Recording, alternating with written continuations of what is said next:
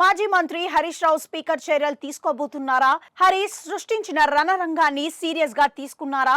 గత కాంగ్రెస్ సభ్యులపై తీసుకున్న చర్యలే ఇప్పుడు హరీష్ రావుపై తీసుకోనున్నారా అంటే అవుననే సమాధానాలు వినిపిస్తున్నాయి. తెలంగాణ అసెంబ్లీలో శుక్రవారం ఉద్రిక్తత పరిస్థితులు కనిపించాయి.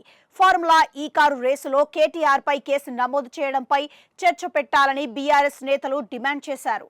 అయితే ఇందుకు స్పీకర్ అంగీకరించలేదు. దీంతో సభ్యులంతా కలిసి పోడియం వద్దకు చేరుకున్నారు. వారిని అడ్డుకునేందుకు మార్షల్స్ ప్రయత్నించినప్పటికీ తోసుకుంటూ వెళ్లారు. అందులోనూ మాజీ మంత్రి హరీష్ పోడియం ఎక్కేందుకు ప్రయత్నించారు. ఆ సమయంలో అసెంబ్లీలో ఘర్షణ వాతావరణం ఏర్పడింది. ఇటు కాంగ్రెస్ అటు బీఆర్ఎస్ ఎమ్మెల్యేల మధ్య ఉద్రిక్తత పరిస్థితులు కనిపించాయి. దీంతో హరీష్ రావు స్పీకర్ పోడియం వద్దకు ప్లకార్డులతో దూసుకొచ్చారు.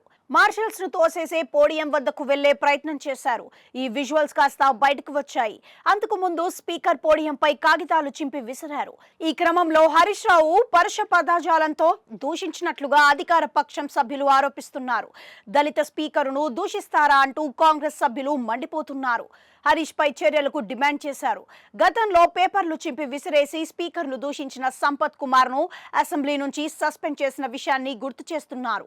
ఇప్పుడు హరీష్ రావును సస్పెండ్ చేయాలని, సభ్యత్వం రద్దు చేయాలన్న డిమాండ్ వినిపిస్తోంది. దీంతో హరీష్ పై స్పీకర్ ఎలాంటి చర్యలు తీసుకోబోతున్నారా అన్న ఆసక్తి కనిపిస్తోంది. శాసనసభ వ్యవహారాల శాఖ మంత్రి శ్రీధర్ బాబుతో చర్చించి స్పీకర్ నిర్ణయం తీసుకునే అవకాశాలు ఉన్నాయని తెలుస్తోంది.